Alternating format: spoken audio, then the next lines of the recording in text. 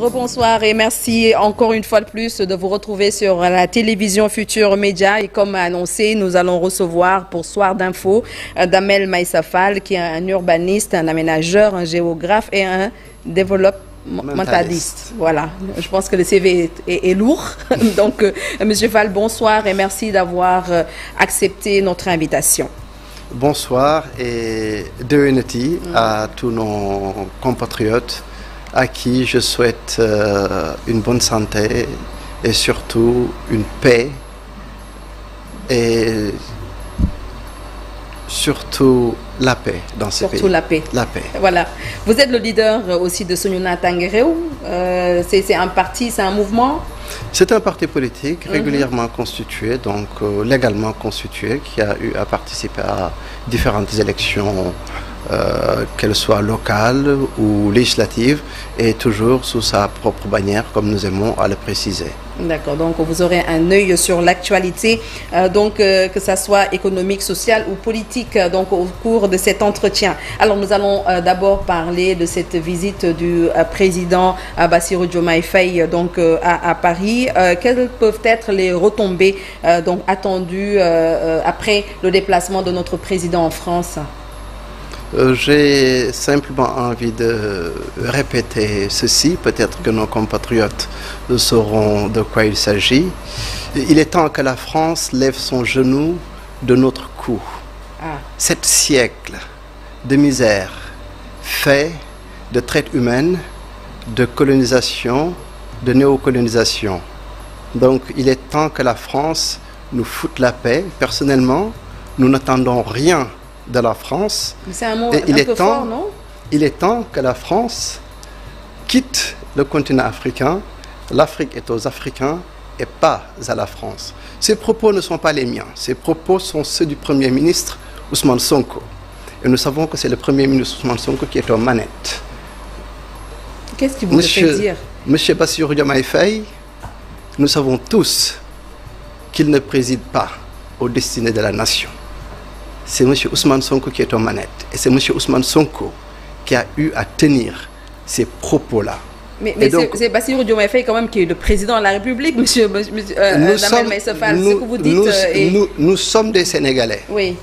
Et nous savons la manière dont il a été désigné et la manière dont il est devenu président de la République. Et donc, à cet égard-là, nous pouvons considérer, et sans aucun risque de nous tromper, que Bassirou Diomaye Faye n'est pas aux manettes, mais c'est bien M. Ousmane Sonko qui est aux manettes. Et les propos que je viens ici de répéter, ce sont exactement les propos de M. Ousmane Sonko. Maintenant, il est important de comprendre comment M. Ousmane Sonko a pu passer de tels propos à justement aller à Paris et nous revenir avec dans leur communiqué commun avec l'Élysée, nous parler de partenariat et puis de je ne sais quoi. Alors, donc selon vous, c'est un revirement de situation ou bien peut-être qu'ils ont compris que ce n'est pas... Revirement, ça aurait été beaucoup trop simple, beaucoup trop doux, beaucoup trop indulgent. Il faut appeler les choses par leur nom. Alors, il y a 3 choses possibles. Ou Monsieur le Premier ministre, en tant qu'opposant, était complètement ignorant des rapports entre le Sénégal et la France et des relations internationales. Ou alors, Monsieur Sonko était en train de manipuler les Sénégalais. Ou alors, Monsieur Sonko a trahi ses engagements. Et en trahissant ses engagements, il a en même temps trahi ses militants et trahi les Sénégalais qui s'attendaient justement à ce que les rapports soient rompus avec la France. Et là, là, on est en train d'assister à une sorte de lune de miel entre la France et le Sénégal, ou le Sénégal et la France. Et de surcroît, aujourd'hui, donc, la visite a été rendue à l'ancien président de la République, M. Abdou Diouf.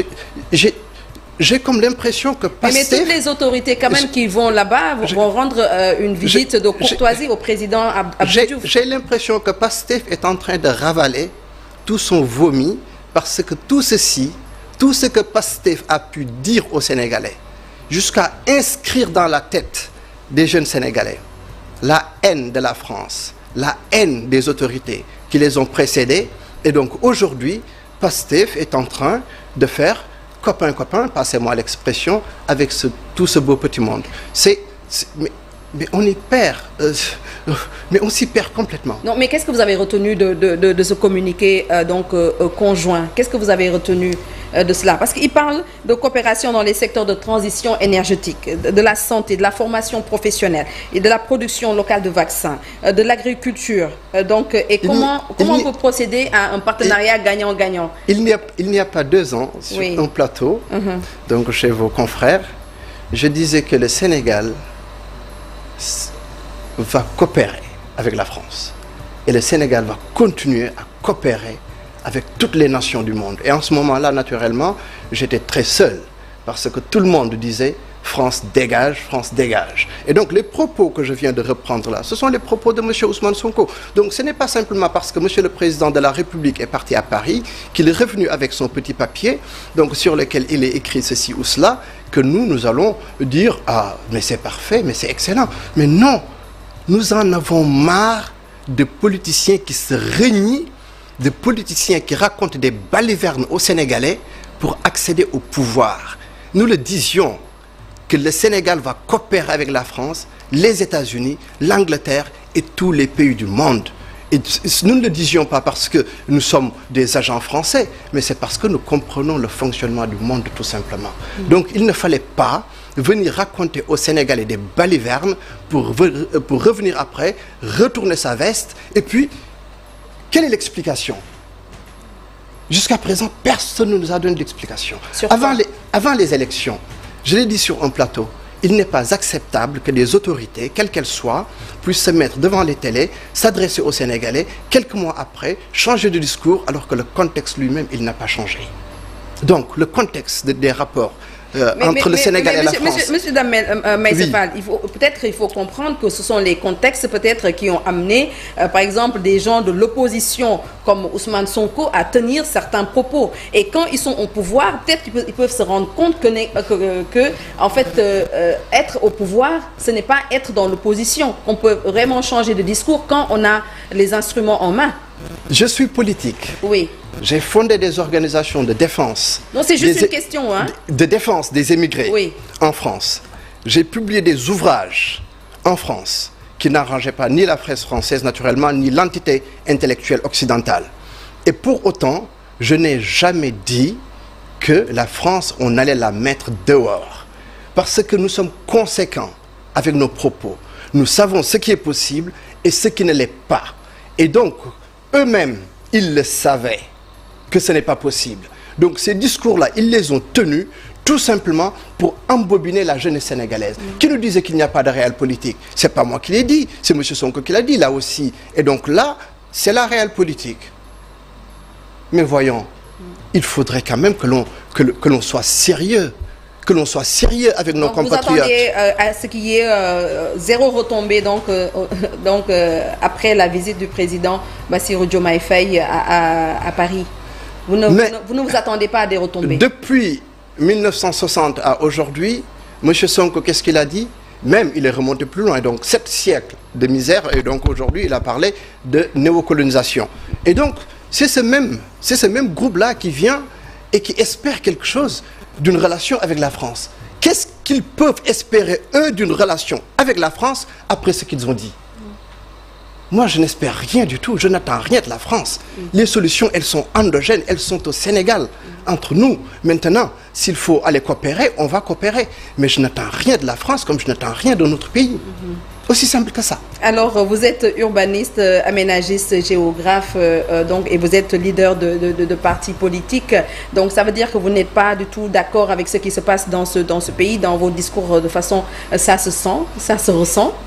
Et c'est complètement assumé parce que je suis habité par ce que j'ai dit depuis que je suis dans l'espace public. C'est-à-dire en 2007, lorsque j'ai publié mon premier ouvrage. Mon discours n'a pas varié. Il y a de la cohérence, il y a de la constance. Et le contexte exige le silence, je garde le silence. Eux, ils ne l'ont pas fait. Ils ont dit des choses et maintenant, mais c'est une trahison tout simplement. C'est une trahison tout simplement. Et dans votre secteur professionnel, comment est-ce que vous pouvez, votre œil donc d'expert sur l'aménagement actuellement au Sénégal, on parle d'aménagement parce que on va dans quelques jours vers l'hivernage, surtout à Dakar, qui est quand même une ville problématique, vraiment de moins en moins on vit des inondations, mais quand même elles sont encore là. Qu'est-ce que vous pensez de cela? Loi et règlement. Oui. Loi et règlement et sanctions. Parce que les lois sont très claires, les textes sont très clairs. Si les gens ont la possibilité très souvent de construire dans des zones que l'on sait inondables, c'est parce qu'il y a eu des lotissements dans ces zones. Et ces lotissements ont été autorisés par qui? On revient encore aux impôts, hein, à nos amis, Monsieur le Président de la République et son Premier ministre. Donc on en revient toujours aux impôts, l'administration territoriale, donc les fonctionnaires, c'est là où se pose le problème. C'est au niveau de nos élites, c'est au niveau de nos fonctionnaires avant tout que se pose le problème. La surveillance n'est pas faite, les sanctions, il n'y en a pas. Chacun fait tout simplement ce qu'il veut. Je vais vous raconter une petite histoire. Oui. Donc c'était à Thiès, un quartier parfaitement loti depuis donc, le temps colonial. Donc il y a quelqu'un qui vient comme ça tout à coup et qui construit comme il veut, qui ne respecte plus donc, tout ce qui est alignement. Je me rends au service d'urbanisme pour voir le directeur.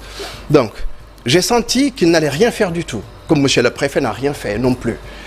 Et quand je lui ai dit, mais est-ce que vous souhaitez que j'interpelle justement votre hiérarchie? Et là, il me parle de sa vie, de son histoire, comme quoi il se serait fait tout seul. Personne ne l'a aidé. Mais ce n'était pas ça la question. La question, c'était l'application des lois et règlements de ce pays. Et les autorités de ce pays n'en ont cure de l'application des lois et règlements. J'interpelle monsieur le préfet Moussa Diagne de Thiès. J'interpelle monsieur le maire, l'ancien maire Alioune Sow de Thiès-Ouest. J'interpelle le directeur de l'urbanisme également, l'ancien de Thiès, monsieur Diop. Toutes ces personnes ont reçu des courriers qui leur faisaient état du désordre et des lois bafouées. Aucune de ces autorités n'a jamais servi la moindre réponse ni mené la moindre action. Absolument rien. Ce qui se passe dans ce pays, c'est de la faute avant tout des autorités, des élites, de nos énarques. Parce que l'administration territoriale, les impôts, toutes ces personnes sont sorties de l'ENA. Et toutes ces personnes, en majorité, ont fait du droit et ne respectent pas le droit et ne font pas appliquer le droit. C'est ça la réalité dans ce pays. Donc il ne faut pas s'attendre à ce que la situation change. On va avoir tout simplement des solutions structurelles. L'hivernage approche, alors allons-y, on va curer, on va nettoyer un tout petit peu, et puis après, on va laisser tomber. Mais voyons, mais quand est-ce qu'on va sanctionner les escrocs qu'il y a dans ce pays, les truands de l'administration? Parce que tout cela, la racine de tout cela... Mais quand même, le Premier ministre Ousmane Sonko, le président Bassirou Diomaye Faye sont en train quand même de faire un peu, disons, entre guillemets, de ménage dans l'administration, avec des courriers qu'on a envoyés pour que les gens puissent venir à l'heure, vraiment l'éthique, la déontologie. Mais ça, c'est un début. Ou bien ça c'est pas suffisant? Si un inspecteur des impôts, je ne cesserai de répéter cet exemple sur les plateaux, sachant quelle était ma position dans le gouvernement, me regarde dans les yeux et veut me prendre de force plus d'1 million de francs, et il savait quelle était ma position, donc il n'avait pas froid aux yeux. Donc il ne faut pas aller croire que c'est avec des courriers du président que quelque chose va changer. Le désordre, l'absence de rigueur, la légèreté sont enquistés dans l'être de cette administration-là. Il va falloir la casser, cette administration. Il va falloir casser les mafias qu'il y a dedans. C'est ça la réalité. Et ne pas le dire, c'est ne pas aider les Sénégalais. Ne pas le dire, c'est ne pas aider les autorités actuelles. Et les autorités actuelles, si elles-mêmes elles voudraient s'aider, elles commenceraient par les régies financières, les impôts et domaines. Parce que nous savons tous ce qui s'y passe. Le propos est dur, il est assumé, il est profond, il n'a pas varié depuis tant d'années.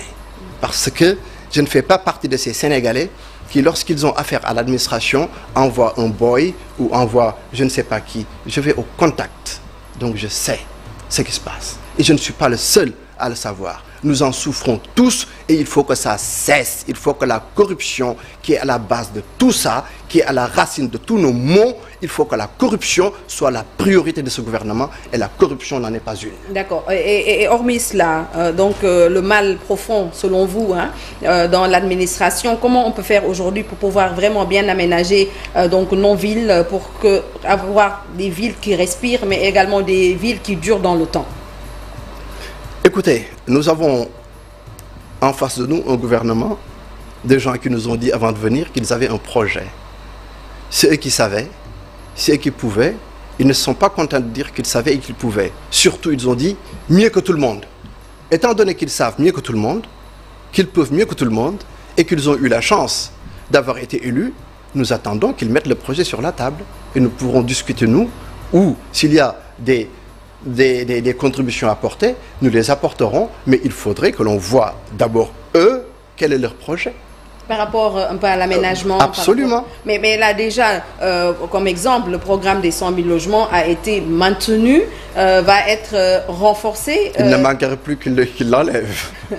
Non, mais le projet a déjà été lancé, mais par contre, le programme des 100 000 logements a été quand même été maintenu. Aujourd'hui, moi, je demande juste votre œil d'expert. Comment on peut faire pour pouvoir bien structurer ce programme qui est une demande sociale, parce qu'actuellement, le déficit est de plus en plus énorme. Mais nous sommes Sénégalais, oui, et nous en avons conscience.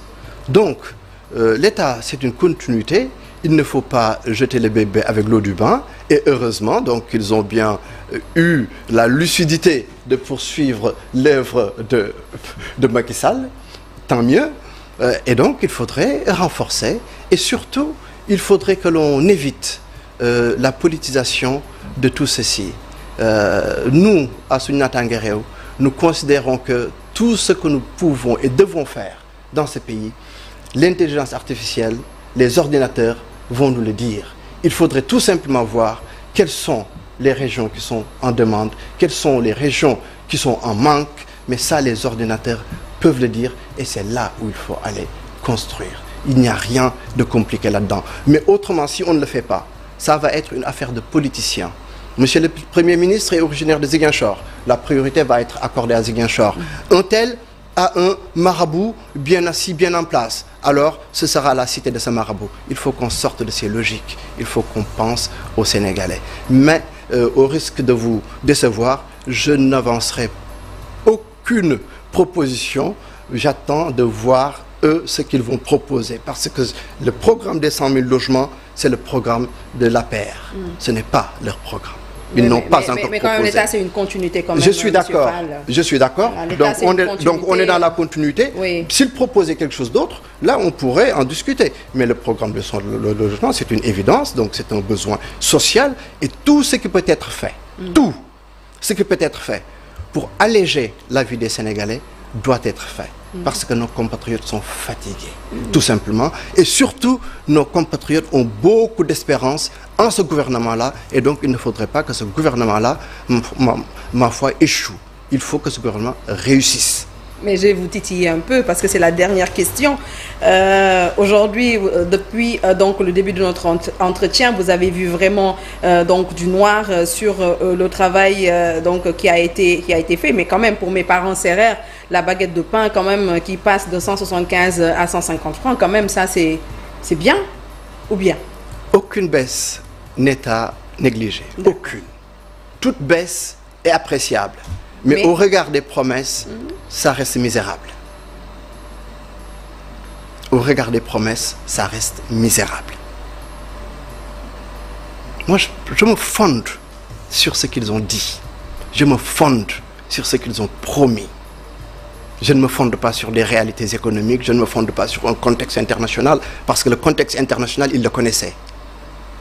M. Sonko nous dit qu'il découvre, comme s'il découvrait en fait que les denrées que nous consommons, ma foi, sont importées. Donc M. Sonko, c'est à croire qu'il était au Sénégal juste physiquement, mais psychologiquement, intellectuellement, M. Sonko n'a jamais été sénégalais, c'est un étranger. Il n'est pas sénégalais. Oui, votre dernier mot, M. Fall, c'est la fin de Soir d'Info. Appelez ce gouvernement à faire le travail avec rigueur, sérieux, arrêter les menaces, parce que il faudrait que Monsieur le Premier ministre comprenne qu'au regard de la manière dont il s'est opposé, il a donné beaucoup d'idées à beaucoup de personnes. Il a libéré des instincts qu'il aurait mieux fallu ne jamais réveiller dans ce pays. Et c'est lui qui les a réveillés.